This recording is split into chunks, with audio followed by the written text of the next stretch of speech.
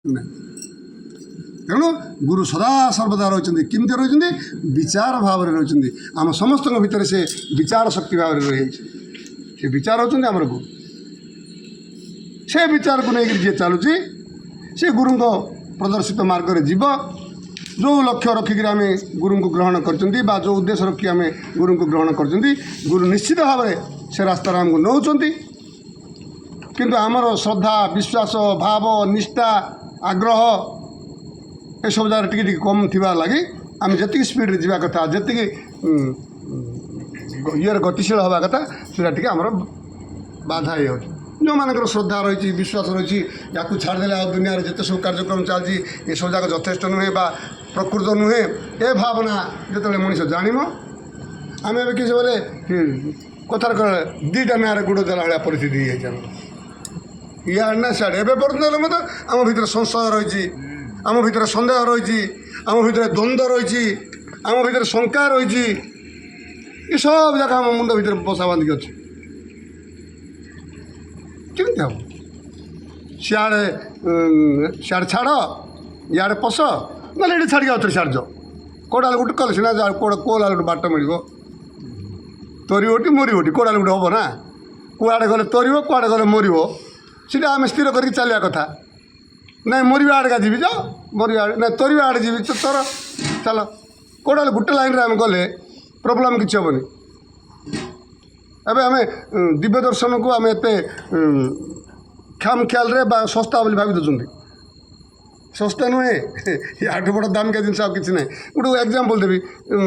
ଆମେ ଯେଉଁମାନେ ଅଲେଖ ଧର୍ମରେ ଦୀକ୍ଷିତ ହେଉଛନ୍ତି, ଅଲେଖ ଧର୍ମରେ ଦୀକ୍ଷିତ ହେଉଛନ୍ତି, ତାଙ୍କର ଯେଉଁ କୁଚ୍ଛ୍ର ସାଧନା, ଯେଉଁ ପ୍ରକାର ନୀତି ନିୟମ ନିଷ୍ଠା ତାଙ୍କର ରହିଛି, ତାହିଁରୁ ଆଉ ବାଦ ଦେଇକିରି ସେଇଟା ଆଉ ହେବନି ବୋଇଲେ ହେବନି।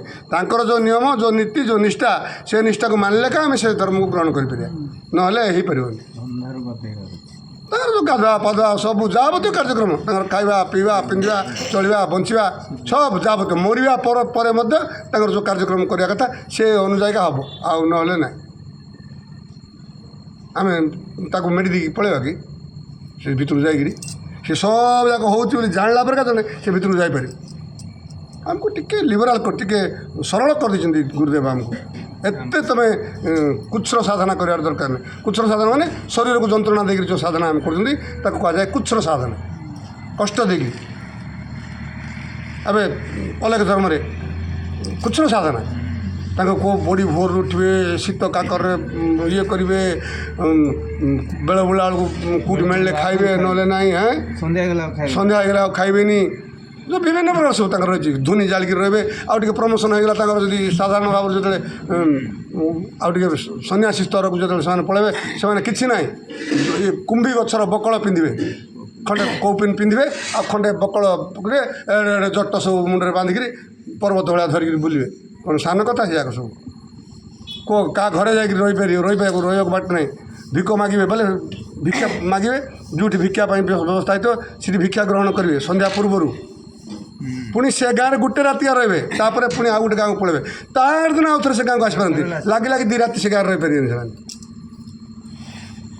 କାହା ଘରେ ରହିପାରିବେନି, କେଉଁ ମଠ ମନ୍ଦିରରେ ରହିବେନି। ତାଙ୍କ ମଠ ମନ୍ଦିର ତ ତାଙ୍କ ସମ୍ପର୍କ ନାହିଁ, ବୁଝିଲେନି? ଏମିତି ତାଙ୍କର କୁଚ୍ଛ୍ର ସାଧନା, ବଡ଼ କଷ୍ଟ। କିନ୍ତୁ ଗୁରୁଦେବ ତ ଆମକୁ ସେତେ ବଡ଼ କଷ୍ଟ ସାଧନାରେ ପୁରେଇ ନାହାନ୍ତି। ଅଲେଖ ଧର୍ମର ଭାବ ବିଚାର ସବୁ ଯାକ 90% ଆମର ଦିବ୍ୟ ଦର୍ଶନରେ ଅଛି, ବୁଝିଲେ କି ନାହିଁ? ବିଶୁଦ୍ଧ ଅଦ୍ୱୈତ ମତବାଦ, ଅଦ୍ୱୈତ ବୋଲେ ବିଶୁଦ୍ଧ ଅଦ୍ୱୈତ, ଆଉ ତାର ଏଇଟା ସେଟା ନାହିଁ। କିନ୍ତୁ ଯେଉଁମାନେ ଅଲେଖ ଧର୍ମରେ ମଧ୍ୟ ପଶିଛନ୍ତି, ସେମାନେ କେତେ ଗୁଡ଼ିଏ ଜିନିଷକୁ ପଢ଼ୁଛନ୍ତି, ଶୁଣୁଛନ୍ତି, କିନ୍ତୁ ସ୍ୱୀକାର କରୁନାହାନ୍ତି। ଆମ ଦିବ୍ୟ ଦର୍ଶନରେ ମୁଖ୍ୟତଃ ଆମେ ଉପରକୁ ଯିବା, ଆଉ ଟିକେ ଲାଇନ୍ରେ ଅଛି, ମାତ୍ର ଆମକୁ ଯେଉଁଠି ଗୁରୁ ନେଇକି ପହଞ୍ଚାଇବା ପାଇଁ ସ୍ଥିର କରିଛନ୍ତି ବା ଯେଉଁଠି ନେବା ପାଇଁ ଆମକୁ ବ୍ୟବସ୍ଥା କରିଛନ୍ତି, ସେଇଟା ହେଉଛି ଆମର ଓଙ୍କାର ସ୍ତର। ଓଙ୍କାର ସ୍ଥିତି ପର୍ଯ୍ୟନ୍ତ ଆମକୁ ନେଇପାରିବେ ଗୁରୁ। ଓଙ୍କାର ହେଉଛନ୍ତି ଏ ସୃଷ୍ଟି ଜଗତର ମୂଳ ପଦାର୍ଥ ବୋଲି ଯାହାକୁ ଆମେ କହୁଛନ୍ତି। ସେ ପଦାର୍ଥ ହେଉଛନ୍ତି ଓଙ୍କାର। ଓଙ୍କାରଙ୍କ ପାଖରେ ଆମେ ପହଞ୍ଚିବା। ଓଙ୍କାରଙ୍କ ପରେ ଆହୁରି ଗୋଟେ ଅଛି, ସେଇଟା ଆମ ହାତର କ୍ଷମତା ନାହିଁ, କି ନହେଲେ ଇଏ ନାହିଁ। ସେପଟେ ଯିଏ ଅଛନ୍ତି ସିଏ ଇଚ୍ଛା କଲେ ଆମେ ସିଆଡ଼େ ଯାଇପାରିବା। ତେଣୁକରି ଆମର ସ୍ଥିତି ହେଉଛି ଓଙ୍କାର ସ୍ଥିତି ପର୍ଯ୍ୟନ୍ତ। କିନ୍ତୁ ଅଲେଖ ଧର୍ମରେ ସେ ଓଙ୍କାରକୁ ମଧ୍ୟ ତାଙ୍କୁ ସ୍ୱୀକାର କରିନି। ତାଙ୍କେ ପରମ ବ୍ରହ୍ମ। ଓଙ୍କାର ହେଉଛନ୍ତି ବ୍ରହ୍ମ। ବ୍ରହ୍ମ ଯେଉଁଠି ଇଏ ହେଉଛନ୍ତି ଶକ୍ତି, ସିଏ ହେଉଛନ୍ତି ସତ୍ତା। ଶକ୍ତି ଆଉ ସତ୍ତା, ସତ୍ତା ହେଉଛନ୍ତି ଶକ୍ତି ଠାରୁ ଆଉ କାରଣ ସତ୍ତା ବୋଲେ ଯିଏ ଥିବାରୁ ଶକ୍ତି ପ୍ରକାଶ ପାଉଛି, ସେ ଆଠ ପାୱାରଫୁଲ୍ ନହେଲେ ସେ ତାକୁ ଧରିକି କେମିତି ରଖିଛି। ତେଣୁ ସତ୍ତା ଆଉ ଶକ୍ତି, ତେଣୁ ସେ ସତ୍ତା ପାଖକୁ ଆମେ ଆମ ସାଧନା ବଳରେ ଯାଇପାରିବାନି। ସେ ହେଉଛନ୍ତି ପରମ ବ୍ରହ୍ମ। ତେଣୁକରି ତାଙ୍କର ହେଉଛି ପରମ ବ୍ରହ୍ମ, ବିଶୁଦ୍ଧ ଅଦ୍ୱୈତ, ବିଶୁଦ୍ଧ ଭାବରେ ଅଦ୍ୱୈତ ମତବାଦ ସେଟା ଅଲେଖ ଧର୍ମର ବିଶୁଦ୍ଧ ଅଦ୍ୱୈତ ମତବାଦ। ସେ ହେଉଛନ୍ତି ପରମ ବ୍ରହ୍ମ। ତେଣୁ ଅଲେଖ ପରମ ବ୍ରହ୍ମ ତାଙ୍କର। ଅଲେଖ ମାନେ ଯାହା ବିଷୟରେ କିଛି ଲେଖି ହେବ ନାହିଁ, ସେଟାକୁ ଅଲେଖ ବୋଲି କୁହାଯାଇଛି। ଆମେ ବି ଦିବ୍ୟ ଦର୍ଶନ ଆମକୁ ସେ ପାଠଟା ଶିଖାଉଛୁ, କିନ୍ତୁ ଆମକୁ ବ୍ରାହ୍ମୀ ସ୍ଥିତି ପର୍ଯ୍ୟନ୍ତ ଓଙ୍କାର ସ୍ତର ପର୍ଯ୍ୟନ୍ତ ନେଇଯିବା ପାଇଁ କାହିଁକି ଏ ଦୃଶ୍ୟମାନ ଜଗତରେ ଯାହା ସବୁ ଦେଖୁଛନ୍ତି ଆମେ ନିଜେ ମଧ୍ୟ ସ୍ଥୂଳ ଭାବରେ ଯାହା ସବୁ ରହିଛି, ଆମେ ଦେଖିପାରୁଥିବା ଜିନିଷ ହେଇପାରେ ବା ଆମେ ଦେଖି ନ ପାରୁଥିବା ଜିନିଷ ମଧ୍ୟ ହେଇପାରେ। କେତେ ଜିନିଷ ଅଛି ଆମକୁ ଦେଖା ମଧ୍ୟ ଯାଉନି। ଅଣୁ ପରମାଣୁ, କୀଟାଣୁ, ଜୀବାଣୁ, ଭୂତାଣୁ ଏସବୁ ଯାକ ଅଛନ୍ତି ନା, ସେ ଯାକ ଆମକୁ କ'ଣ ଆଖିକି ଦେଖାଯାଉଛନ୍ତି କି? ଦେଖାଯାଉନାହାନ୍ତି, ମାତ୍ର ଜଗତରେ ଅଛନ୍ତି। ତେଣୁ ସେମାନେ ମଧ୍ୟ ସବୁ ଯାକ ସ୍ଥୂଳ ଭାବରେ ଗ୍ରହଣ କରାଯାଇଛି। ତେଣୁ ଏ ସ୍ଥୂଳ ଜଗତର ଯେ ମୂଳ ପଦାର୍ଥ ଯିଏ ଥିବାରୁ ଏ ସ୍ଥୂଳ ସୃଷ୍ଟି ହେଇଛି, ସେ ସ୍ଥୂଳର ଯେ ମୂଳ, ସେ ମୂଳ ପର୍ଯ୍ୟନ୍ତ ଆମକୁ ନେଇଯିବ, ଗୁରୁ ନେବା ପାଇଁ ବ୍ୟବସ୍ଥା କରିଛନ୍ତି। ସେ ହେଉଛନ୍ତି ମାତୃଶକ୍ତି। ମା ପାଖରେ ଆମେ ପହଞ୍ଚିଗଲା ପରେ ଆମେ ମାତୃହରା ହେଇଯାଇଛନ୍ତି। ଏବେ ମା ଛେଉଣ୍ଡ ହେଇଯାଇଛନ୍ତି। ମୋର ମା, ମୋର ମା, ମୋର ମା, ମୋର ମା ବୋଲି ଆମେ କାନ୍ଦି କାନ୍ଦି ବୁଲୁଛନ୍ତି। ଏ ସଂସାର ଭିତରେ ଯଦି ପ୍ରକୃତରେ ନିର୍ଭୟ ଜାଗା କେଉଁଠି ହେଉଛି, ସେ ହେଉଛି ମାତୃକୋଳ। ମାଆର କୋଳ ଠାରୁ ଅଧିକ ନିର୍ଭୟ ଏ ସଂସାରରେ ଆଉ କୌଣସି ଜାଗା ନାହିଁ। ଛୋଟ ଶିଶୁଟିଏ ସେ ମାଆର କୋଳରେ ଯଦି ପହଞ୍ଚି ଯାଇଛି ବା ମାଆର କୋଳରେ ଯଦି ତାକୁ ଅଛି, ତାକୁ କୌଣସି ଜିନିଷର ଅଭାବ ନାହିଁ। ସେ ସେଠି ଝାଡ଼ା କରିପାରିବ, ସେ ସେଠି ପରିସ୍ରା କରିପାରିବ, ସେ ସେଠି ବସିକରି ଖାଇବାକୁ ମିଳିପାରିବ। ସବୁ ଜିନିଷ ତା'ର ସେଠି ସୁଖଞ୍ଜା ହେଇକି ରଖା ହେଇଛି ମା' ପାଖରେ। ମାଆର କୋଳ ପ୍ରାପ୍ତି ହେଇଗଲା ପରେ ଅଖଣ୍ଡ ସୁଖ, ନିଦ ହେଇଯିବ ତାକୁ ମାଆର କୋଳରେ। କେମିତି ମୋ ପିଲାକୁ ନିଦ ହେବ, ସେ ଜାଗ୍ରତ କରିକି ସେ ସବୁ ସେଟିଂ ମା' କରିକି ତାକୁ ଶୁଆଇଦେବ। ସେ କୁଆଁ କରି କାନ୍ଦିଲା ମାନେ ତା ପାଖରେ ଖାଇବା ପାଇଁ ପଦାର୍ଥ ଅଛି, ତାକୁ ଖୁଆଇଦେବ। ସେ କୋଳରେ ଝାଡ଼ା କରିଦେଲା, ପରିସ୍ରା କରିଦେଲା, ତାକୁ କୌଣସି ପ୍ରକାର ଟେନସନ୍ ନଥାଣୁ ତାକୁ ସଫା କରିଦେବ, ନିର୍ମଳ କରିଦେବ। ସେ କେବେ ଏମିତି ବିଚାର କରିବନି ମୋ ପିଲା ମୋ ଉପରେ ଝାଡ଼ା ପରିସ୍ରା କରିଦେଲା ବୋଲିକି। ତେଣୁକରି ତ ମାଆକୁ କୁହାଯାଇଛି ସର୍ବଂ ସହା। ସବୁଯାକୁ ଯିଏ ସହନ କରୁଛନ୍ତି ସେ ହେଉଛନ୍ତି ସର୍ବଂ ସହା, ସେ ହେଉଛନ୍ତି ମାତୃଶକ୍ତି। ସେ ତେଣୁ ଆମର ଅମୃତବିନ୍ଦୁରେ ବାକ୍ୟ ଅଛି, ମାତୃଶକ୍ତିର ସନ୍ଧାନ କର, ତାଙ୍କୁ ଠାବ କର, ତାଙ୍କୁ ଠାବ କର। ଠାବ ମାନେ ଅଛନ୍ତି, ସିଏ ଆମେ ଖୋଜି ଖୋଜି ବୁଲୁଛନ୍ତି, ଜାଣିପାରୁନାହାନ୍ତି। ଖୋଜି ଖୋଜିକିରି ପଚାରିକି ଉଚାରିକି ଯାହା କିଛି କରିକିରି ସନ୍ଧାନ କରିକରି ତାଙ୍କୁ, ହଁ ଏଠି ଅଛନ୍ତି ମା', ମିଳିଗଲେ ମୋର ମା' ମୋତେ, ଆଉ ଅସୁବିଧା କିଛି ନାହିଁ। ସେ ମାତୃଶକ୍ତି। କାହିଁକି ଆମେ ଦୈନନ୍ଦିନ ଜୀବନରେ ଯିଏ ଆମର ମା' ଭାବରେ ରହିଛନ୍ତି, ସେ ତ କେଡ଼େ ଗୁରୁତ୍ୱପୂର୍ଣ୍ଣ ପରିସ୍ଥିତି ତାଙ୍କର, କେଡ଼େ ଗୁରୁତ୍ୱପୂର୍ଣ୍ଣ ଦାୟିତ୍ୱ ତାଙ୍କର। ମା' ବୋଲିକି ଆମେ ଯାହାକୁ କହୁଛନ୍ତି, ଲୌକିକ ଜଗତରେ ଯାହାକୁ ଆମେ ମା' ବୋଲିକି ସ୍ୱୀକାର କରିଛନ୍ତି, ସେ ମା'ଙ୍କର କ'ଣ କମ୍ କ୍ଷମତା? କ'ଣ ନାହିଁ ତାଙ୍କ ପାଖରେ? ତାଙ୍କର ସର୍ବସ୍ୱକୁ ଆମ ଲାଗି ସେ ଉତ୍ସର୍ଗୀକୃତ କରିଛନ୍ତି। ସବୁ ଆମ ପାଇଁ ସେ ସାରି ଦେଇଛନ୍ତି। ତାଙ୍କର ଯୌବନ ସାରି ଦେଇଛନ୍ତି, ତାଙ୍କର ବିଚାର ସାରି ଦେଇଛନ୍ତି, ତାଙ୍କର ନିଦ ସରାଇ ଦେଇଛନ୍ତି, ତାଙ୍କର ଖାନା ସରାଇ ଦେଇଛନ୍ତି, ତାଙ୍କର ସବୁ କିଛି ଆମ ପାଇଁ ସେ ଜଳାଞ୍ଜଳି ଦେଇଛନ୍ତି। ମା' ଯିଏ ମା'କୁ ପ୍ରକୃତରେ ହତାଦର କରୁଛି, ସିଏ ତା'ଠାରୁ ଭଳି ପାପୀ, ତା'ଠାରୁ ଭଳି କ'ଣ ଅଜ୍ଞାନୀ, ତା'ଠୁ ଭଳି ଅଧର୍ମୀ ଏ ସୃଷ୍ଟିରେ ବିରଳ ଆଉ କିଏ ନଥିବ। ତେଣୁ ମା'ଙ୍କ ପ୍ରତି, ମା' ଯାହାଙ୍କ ପ୍ରତି କ'ଣ ଦୟାଳୁ, ମା' ଯାହାଙ୍କ ପ୍ରତି ଖୁସି, ତାକୁ ସମସ୍ତ ଦେବାଦେବୀ ମାନେ ସାହାଯ୍ୟ କରିବାକୁ ବାଧ୍ୟ। ସବୁ ଦେବାଦେବୀ, ମା' ଓ ବାପା ଏ ଉଭୟଙ୍କର ଯେ ଆଶୀର୍ବାଦ ପାଇଛି, ଦେବତାମାନେ ତାଙ୍କୁ ଆଶୀର୍ବାଦ କରିବା ପାଇଁ ବାଧ୍ୟ। ଯେତେ ବଡ଼ ବିପଦ ଆସୁ, ଅସୁବିଧା ଆସୁ, ସମସ୍ୟା ଆସୁ, ସବୁ ସେ ଦେବତାମାନେ କେଉଁ ବାଟେ ତାକୁ ଆଡ଼ୁଘା କରିଦେଇକି ତାକୁ ତଡ଼ିଦେବେ। ଯିଏ ବାପା ମା'ଙ୍କର ଆଶୀର୍ବାଦ ପାଉଛି, ଯିଏ ବାପା ମା'ଙ୍କ ଠାରୁ ଶ୍ରଦ୍ଧା ବିଶ୍ୱାସ ପାଉଛି ବା ସମର୍ଥନ ପାଉଛି, ଯାହାକୁ ଭଲ ପାଉଛନ୍ତି ପିତାମାତା, ସିଏ ହେଉଛନ୍ତି ପ୍ରକୃତରେ ଧନ୍ୟ। ସେ ହେଉଛନ୍ତି ଚଳନ୍ତି ଦେବତା। ବାପା ମା' ହେଉଛନ୍ତି ଚଳନ୍ତି ଦେବତା। एमती कहीदेले मु कह तुम बापा माँ तुम कौन कर सीटा तो कथा पड़ी दुनिया रे आम क्या कहीदेले हेनी बापा माँ को सेवा कर बापा माँ दायित्व नुह बापा माँ होती चलती देवता तांकर आशीर्वाद पाइले देवता मान आशीर्वाद पाइबा देवता मान आशीर्वाद पाइले भगवान आशीर्वाद पाइब मृतबिंदु गुरुंर वाक्य रही यहाँ एमती कहीदेले हेनी जी करूँ सी कहीपर जी कर सी कहीपर मोर अनुभव कथा मु गर्व अहंकार कहूनी मो नना मो बापा जो 80 पाखापाखि होगला 80 नहीं प्राय 75 होगला से मो पाखे रही चारि भाई आम क्या घर से जीवन बोले ना रे बापा मत कड़े पठना मुझे कड़े जीवन एमती किए भोजी भात घर प्रतिष्ठा कार कौन को झील मैंने पुआ मैंने डाकिले मत मुई आठू जीविका नहीं मुझे पिंडाका होलिबिनी मत कड़े नुह नगा बोली सेमती जागृत रखाई पड़ी गोड़ भांगला लास्ट बेलू गोटे रूम रखी मुझे जमी सजाई रखी जो लोक देखा आए गुरु राजेन्द्र गुरु बोले समझ जानवे आम से गुरु बोलिक परिचय सब गाँ एरिया समस्त जन्म से देखा सब आए ना से भर देखला बोले से गोटे मलू बोली किए जाणी पारे सेमती रखी बुझिपार कि नहीं एबे भी माँ 18 वर्ष है पारालीसीस पड़ी आम बिल ना बाड़ ना घर ना द्वार ना कि धन संपत्ति ना मात्र को भाई के प्रतिवाद कर मुई क्या रखी कि तुई कहीं रखुनु तुई नौनु कहीं ए प्रतिवाद तार ना आज पर्यटन 18 वर्ष है से बोलूँ भाई मान सी जो जी दिन इच्छा हो से दिन सी सीट रहा किए प्रतिवाद करार ना तू कहीं रखु मुई कहीं रखी ये सब धंदा किसी ना जी पार्ला से हेल्ले मत मुझे बाबू कहली अरे माँ को पदम रखी ना मुझे जाऊँगी गोटे मसिक 1.5 मास माँ पाखे रही शेष जीवन तार माँ पाखे रही किसी न कर पाखे रही गप सप कर बस पाखे जाकि गली हेल्ले आम भाई घर नहीं आम पड़ोसा भाई घर भाई बोटे से टेका रखा कर मुझे किस कर हेल्ले मत 8 दिन 9 दिन रही तार मुझे जाऊँ पलि आइली जाऊँगी मझे मझे टे देखी देखा साक्षात करके आस क्या चिन्ह पाऊनी से हेल्ले मत जावाक पड़ो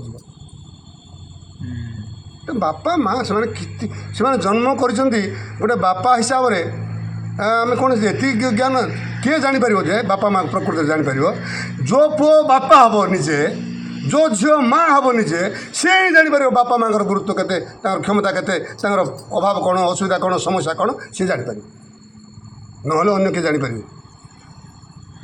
बुझिपार तेणु एमती खाम ख्याल आम बापा माँ को अवहेला करनी बापा माँ होती आमर द्वार बंध सीठू तांकु पार है आम आध्यात्मिक जगत भर प्रवेश करवा गेट्रे अच्छे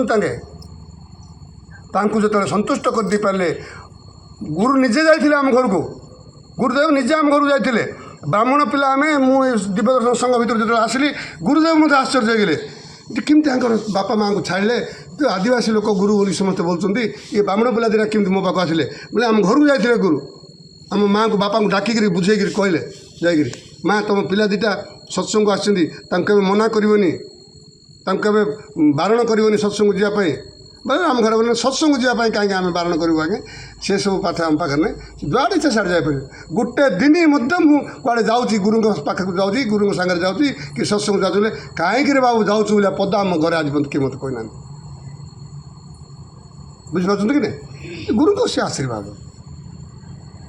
गुरुंर कृपा आशीर्वाद बोले सान आशीर्वाद बोले कौन ना गोटे काम आम कर से काम सक्सेस होगा बोले भगवान आशीर्वाद रू मोर सुविधा रहीगला से काम आशीर्वाद बोले कि कृपा बोले तुम जीवन आशीर्वाद टोटाल तुम जीवन सब कार्यक्रम भितर से आसो सीटा हूँ कृपा जो कृपा प्राप्त होगा ताको आशीर्वाद किलोड़ा कृपा वर्षा हो आशीर्वाद बोले गोटे काम मो झीर बाहर करी सुरुखुर होगा जा कौटे भगवान आशीर्वाद होगा बाबू बोली कह कि मोर जीवन आनंद कट मो जीवन सुरुखुर कट मो जीवन सार्थक होता हूँ कृपा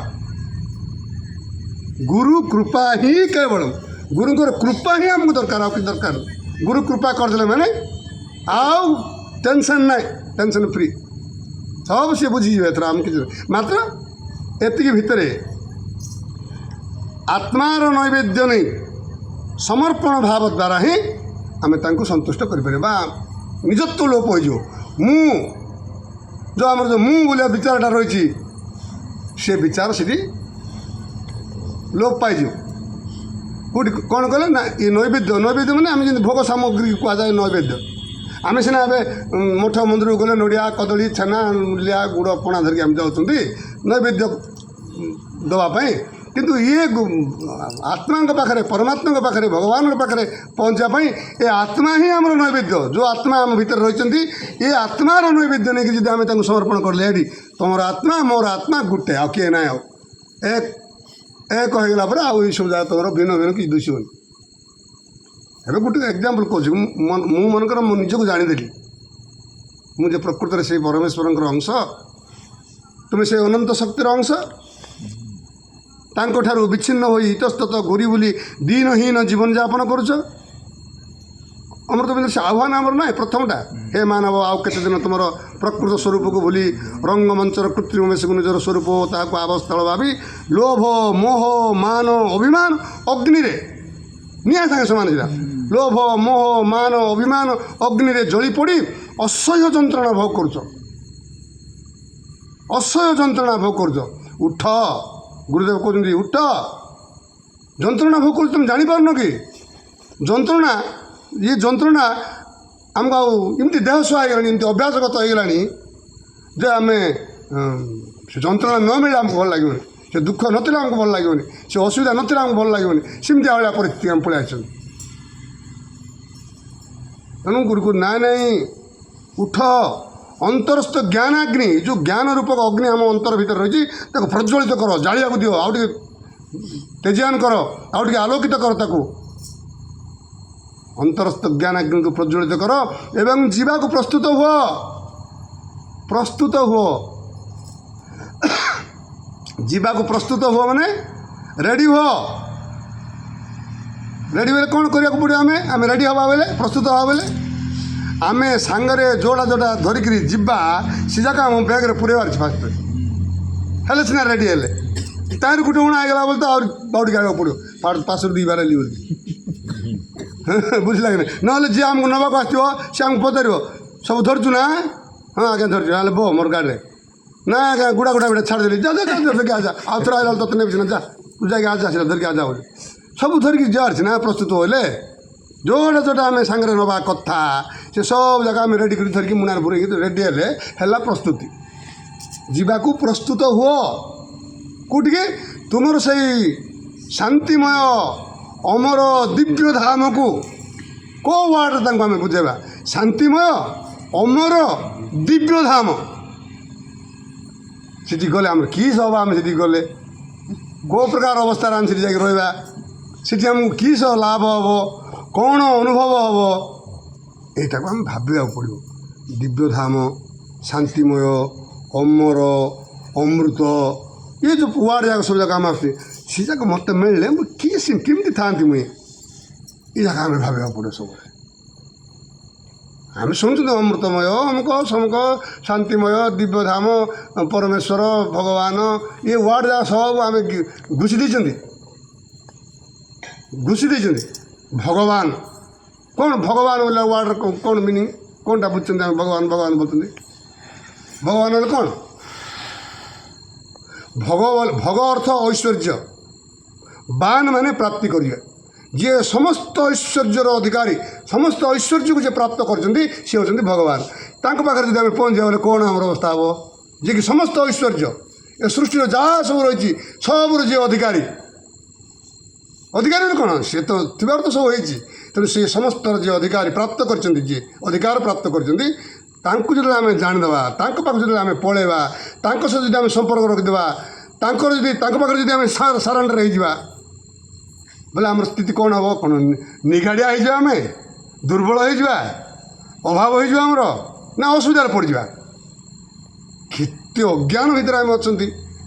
ଭଗବାନ ଆଡ଼ୁ ମୁଁ ଯିବି ବୋଲି ମୋର ପିଲାକୁ କିଏ ପଚାରିବ, ମୋର ମାଇକିନାକୁ କିଏ ପଚାରିବ, ଜମିବାଡ଼ କିଏ ଚାଷ କରିବ, ବେପାର କରୁଛି ବୁଡ଼ିଯିବ, କେମିତି ହେବ, ପିଲାମାନେ କେମିତି ଚଳିବେ, କେମିତି ନାହିଁ, ଇଏ ସବୁ ମୁଣ୍ଡକୁ ପଳେଇ ଆସୁଛି ଆମର।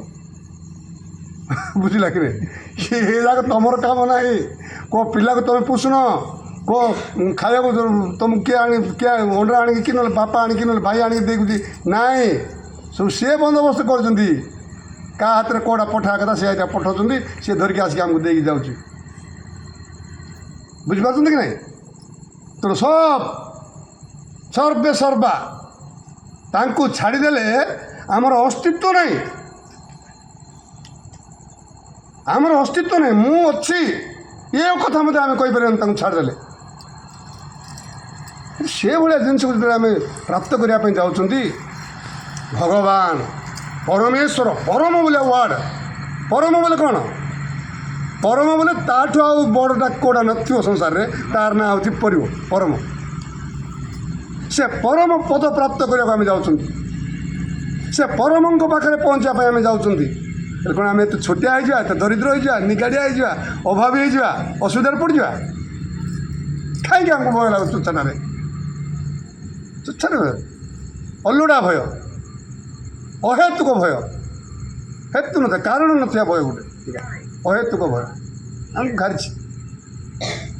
କେତେ ଜିନିଷ ସେଟା ସତ, ସତ୍ୟ, ସତ୍, ଚିତ୍, ଆନନ୍ଦ। ଯେଉଁ ଭଗବାନଙ୍କୁ କୁହାଯାଇଛି ସେ ହେଉଛନ୍ତି ସତ୍ୟ ସ୍ୱରୂପ, ସେ ହେଉଛନ୍ତି ଜ୍ଞାନ ସ୍ୱରୂପ, ଚେତନା ସ୍ୱରୂପ, ସେ ହେଉଛନ୍ତି ଆନନ୍ଦ ସ୍ୱରୂପ। ଯାହା ପାଖକୁ ପଡ଼ିଲେ କେବଳ ଆନନ୍ଦ, ଆନନ୍ଦ, ଆନନ୍ଦ ଛଡ଼ା ଆଉ କିଛି ନାହିଁ। କେବଳ ନିତ୍ୟାନନ୍ଦ, ଦିବ୍ୟାନନ୍ଦ, ପରମାନନ୍ଦ, ମହାନନ୍ଦରେ ଆମେ ବଞ୍ଚିକି ରହିବା। ସେଠିକି ଯିବାକୁ କାହିଁକି ଏତେ ଅସୁବିଧା ଆମକୁ? କାହିଁକି ଆମକୁ ଟିକେ ଝିକା ଲାଗୁଛି? ହଁ, କେଉଁ ଆନନ୍ଦ ଫାନନ୍ଦ, ଏଇଟା କି ଆନନ୍ଦ, ଏତେ ବଡ଼ ବଢ଼ିଆ ଆନନ୍ଦରେ ମୁଁ ଅଛି। ପିଲା ଛୁଆ, କୁଟୁମ୍ବ, ଘର ଦ୍ୱାର, ମୋଟରସାଇକେଲ, ଗାଡ଼ି, ଅମୁକ ସମୁକ ଅଛି, କେତେ ଆନନ୍ଦ। ଆନନ୍ଦ ନା, ଏଇଟା ହେଉଛି ସୁଖ। ସୁଖ ମାନେ ଆଉଥରେ ଯାଉଥିବ, ଆଉଥରେ ଯାଉଥିବ, ଆଉଥରେ ଯାଉଥିବ, ଆଇଲେ ଛାତି ଫୁଲେଇକିରି କୁଣ୍ଡେ ମୋଟ ହେଇଯିବ। ପଳେଇଲା ବେଳେ ନିଗାଡ଼ି ହେଇକିରି ଆଖି କରି ମୁହଁଟା ବିଷ ଖାଇଲା ଭଳିଆ ହେଇଯିବ, ରାଜ୍ୟ ହରେଇଲା ରଜା ଭଳିଆ ହେଇଯିବ ମୁହଁ। ଏଇଟା ଚାଲିଛି ଆମର। କିନ୍ତୁ ଆନନ୍ଦରେ ପହଞ୍ଚିଗଲା ପରେ, ଶାନ୍ତି ପରେ ଆସିବ ଆନନ୍ଦ। ସୁଖ ଏ ଯାଉଥିବ ଆସୁଥିବ, ତାପରେ ଆସିବ ଶାନ୍ତି। ଶାନ୍ତି ହେଇଗଲା ପରେ ସେଠି ଆନନ୍ଦ ପ୍ରକାଶ ପାଇବ, ପ୍ରତିବିମ୍ବିତ ହେବ ଆନନ୍ଦ। ସେ ଆନନ୍ଦ କ୍ରମଶଃ ବଢ଼ି ବଢ଼ି ବଢ଼ି ବଢ଼ି ବଢ଼ି ବଢ଼ି ନିତ୍ୟାନନ୍ଦ ବୋଲେ ସବୁବେଳେ ଆନନ୍ଦ, ପରମାନନ୍ଦ, ପରମ ପଦରେ ତ ବଡ଼ ପଦ, ପରମ ଆନନ୍ଦ, ପରମ ଆନନ୍ଦ, ସଦା ଆନନ୍ଦ ମାନେ ସବୁବେଳେ ଆନନ୍ଦ, ମହାଆନନ୍ଦ, ମହା ବୋଲେ ମଧ୍ୟ ବଡ଼, ସେମିତିକା ଆନନ୍ଦ, ମହାଆନନ୍ଦ, ଦିବ୍ୟାନନ୍ଦ, ପରମାନନ୍ଦ, ସଦାନନ୍ଦ, ନିତ୍ୟାନନ୍ଦ, ଆହୁରି କି ଆନନ୍ଦ ଲଗାଇ ଦିଅ, କିଛି ଯାଏ ନାହିଁ। ସେ ଆନନ୍ଦକୁ ପ୍ରାପ୍ତ କରିବାକୁ ଆମେ ଯାଉଛନ୍ତି। ସେ ଆନନ୍ଦକୁ ପ୍ରାପ୍ତ କରିବାକୁ ଯାଉଛନ୍ତି କ'ଣ? ଆମେ ସେ ଆନନ୍ଦ ଭିତରେ ରହିଛନ୍ତି ବୁଡ଼ିକିରି, ସେ ଆନନ୍ଦ ଭିତରେ ବୁଡ଼ିକି ରହିଛନ୍ତି। କିନ୍ତୁ ଯେଉଁ କଳମସ, ଯେଉଁ କଳଙ୍କ, ଯେଉଁ ମିଥ୍ୟା, ଯେଉଁ ମାୟା, ଯେଉଁ ଅଜ୍ଞାନ, ଯେଉଁ ତାକୁ ଢାଙ୍କୁଣି ପକାଇକି ରଖିଛି, ସେ ଢାଙ୍କୁଣିକୁ ଆମେ ବାହାର କରିପାରୁନାହାନ୍ତି, ନିର୍ମଳ ସଫା କରିପାରୁନାହାନ୍ତି। ଯେଉଁଦିନ ସେ ଢାଙ୍କୁଣି ଆମେ ଖୋଲିଦେବା, ମାୟାର ପରଦା ହଟିଯିବ, ଅଜ୍ଞାନର କ'ଣ ପ୍ରହେଳିକା ସବୁ ନଷ୍ଟ ହୋଇଯିବ, ଅଜ୍ଞାନ ଦୂର ହୋଇଯିବ। ସେ ଆନନ୍ଦ ଭିତରେ ଆମେ ଅଛନ୍ତି। ଆନନ୍ଦକୁ ଛାଡ଼ିକିରି ଆମେ ନାହାନ୍ତି। ତାଙ୍କର ସୃଷ୍ଟି ତ ଆନନ୍ଦମୟ, ଆନନ୍ଦମୟ ସୃଷ୍ଟି। ଏ ଆନନ୍ଦମୟ ସୃଷ୍ଟି ଭିତରେ ଆମେ ଦେଖନ୍ତୁ କେତେ ଗୁଡ଼ିଏ ଜିନିଷ, ଏ ଆନନ୍ଦକୁ ଆମେ କେମିତି ଅନୁଭବ କରିବା, ଏ ଆନନ୍ଦ ପାଖରେ ଆମେ କେମିତି ପହଞ୍ଚିବା, ତା ପାଇଁ ସବୁ ପ୍ରକାର ବନ୍ଦୋବସ୍ତ କରିଛନ୍ତି ଭଗବାନ। ସବୁ ପ୍ରକାର, ଏମିତି କେଉଁଟା ନାହିଁ ଯେଉଁଟାକି ସେ କରିନାହାନ୍ତି। କାହିଁ କହିଲ ଦେଖିବା, ଭଗବାନ କ'ଣ କରିନାହାନ୍ତି ଆମ ପାଇଁ? କିଏ ଜଣେ କହିପାରିବ? କୁହ ଦେଖିବା, ଭଗବାନ ଆମ ପାଇଁ କ'ଣ କରିନାହାନ୍ତି? ଆମକୁ ତ ମଣିଷ ଜନ୍ମ ଦେଲେ, ହାତ ଗୋଡ଼, ଆଖି, ନାକ, କାନ, ବୁଦ୍ଧି, ବିବେକ, ଜ୍ଞାନ ସବୁ ଦେଲେ। ବାପା ଦେଲେ, ମା ଦେଲେ, ଘର ଦେଲେ, ଖାଇବା ପାଇଁ, ଚଳିବା ପାଇଁ, ବଞ୍ଚିବା ପାଇଁ ସବୁ ପ୍ରକାର ଯୋଗାଡ଼ ଯନ୍ତ୍ର କରିଦେଲେ, ସବୁ କରିଦେଲେ, କ୍ଷମତା ଦେଲେ, ସବୁ। ସୂର୍ଯ୍ୟ ଦେଲେ, ପାଣି ଦେଲେ, ପବନ ଦେଲେ, ମାଟି ଦେଲେ, ଆକାଶ ଦେଲେ, ସବୁ ଦେଲେ।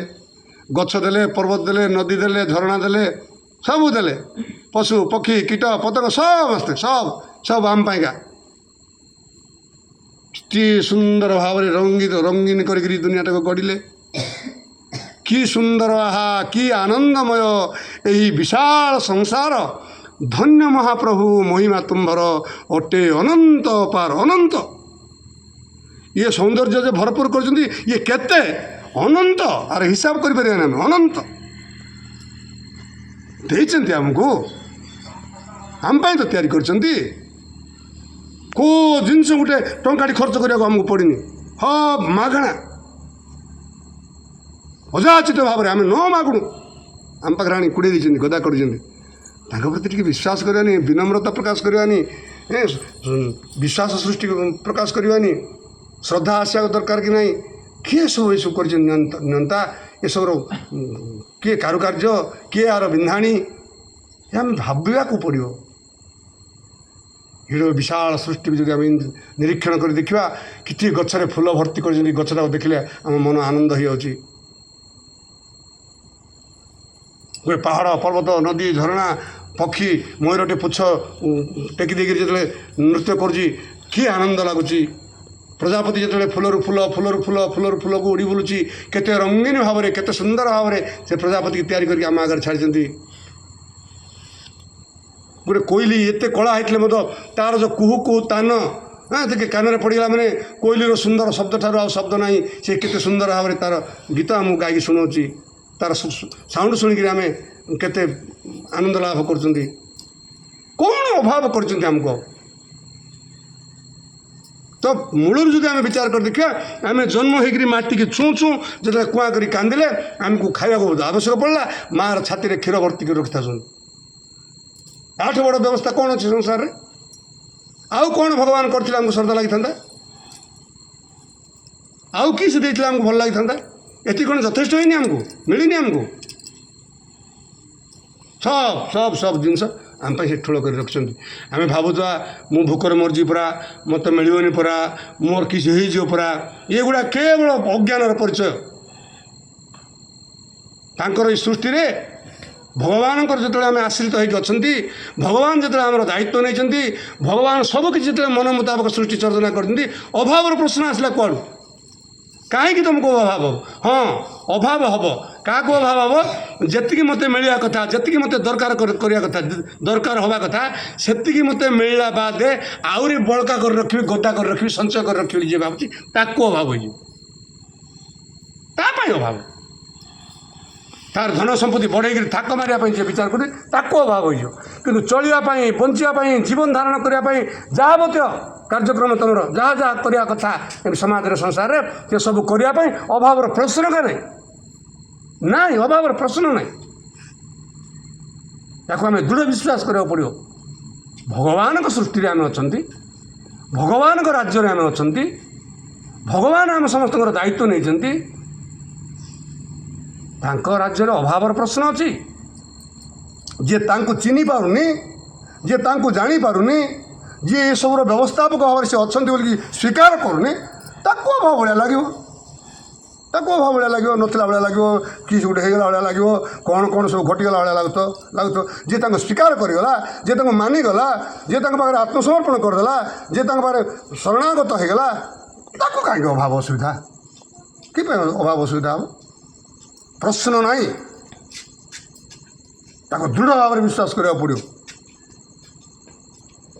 तेणु ये परम सौभाग्य आमर कौन पे ना एडे बड़ रहस्य को एडे बड़ तत्व को एडे बड़ समस्या को आमर समाधान करने स्वयं गुरुदेव आसिक आमको धरा देते एवं ये जो समस्या आम पड़ जाती जो पतित जन बोली आमको कहूँ आमको ये पड़ जा जगह उद्धार करने से आमको हाथ धरिकी नहीं टाणिक नहीं ये रहस्य को से बुझाऊँ जो पहुँचा कथा जी आम एडे बड़ मूल्यवान जिनस आम आखि आगे अच्छी आम चतुर्दिगर अच्छी आम भितर बाहर सर्वव्यापक भाव में रही सहित आम दर्शन करदेवाई पाखे आमको भेट करदेवाई सी समस्त शक्तिर उत्स समस्त शक्तिर गंताघर समस्त शक्तिर आधार भाव में जो रही पाखे आमको पहुँचे देवाई समस्त प्रकार शिक्षा अजाचित भाव में आमको लुड़ा नहीं बोले ना बाबू निका तुम कहीं बुझुन पछे मत हेतु पकेब नहीं था धरता पाखर रखता आम ना छता ने मेघ उठे ना छता ना छता अरे धरता रे केत वर्षा वर्षा ना कि हेनी जो आम जमी कहते ये कथा आम सिंधिया कहते धरता रे बाबू इटा शुणे रे बाबू ए बाट चल रे बाबू ना देखा नहीं पछ देखा अरे समय मिलन तो पछ से दिन पर्यटन जीव बोली ग्यारंटी किसी अच्छी अच्छा दिन आर पछे बोले आउ कि दिन पर कि आउ के से पर्यटन आम बंचिक थी ग्यारंटी कौन अच्छी तेणुक मुझे शुणे धरता न हो धरता कमर लगे ये जो पद जाक सब गुरुदेव आम कहते केड़े बड़ महान कथा गुड़ाक आमर धारणा दृढ़ होनी विश्वास होनी तेणु मोर समस्त कहबार उद्देश्य है समस्त भाई भाई मान मोर विनम्र निवेदन आउ गुरुंक उपर विश्वास करंतु किए जड़े सर्वशक्तिमान ये सृष्टि रहीकि आमको नियंत्रण कर सर्वदा स्मरण में रखु मोर अभाव हो असुविधार पड़जी मोर कौन गोटे क्षति घटी ये भावना मूलर विश्वास करदे सरी आड़ विश्वास करते बोली यहाँ हो का जे जन सर्वशक्तिमान समस्त दायित्व मोर नहीं यापर दृढ़ विश्वास रखिले तुम कौन सी समस्या बोली किसी रही तो सहीटा तो आम शीत पड़ जाइए आम पढ़ाटा कौटी पढ़ समस्या ही आम पड़ जाइए तेणु से पढ़ा जगह आमको उद्धार करने स्वयं परम ब्रह्म जो परम ब्रह्म आम पाखे था सब करते मुझे बुझी पाऊना सी आसिक कान मुड़ी चापड़ा मुड़ी अरे बोका मुई आउ किए ना रे तोर पाखे अच्छी तोर भितर अच्छी तोर चारिपटे अच्छी तोर सब कथा मुझे बुझुची मत चिन्ह पार्न तु आज पर्यटन बोलिकी निजे आसिक कौन आम से न कहले मतलब बुझा कथा आम से साधारण ज्ञान यहाँ किसी आम करूना कौन गोटे तार से बोले किए जन अच्छा विश्वास करा पड़ो ना ना सीटा आम बुझा कथा कि आम बुझीपर आमर से आड़ को आम ज्ञान ना तेणु से स्वयं परम ब्रह्म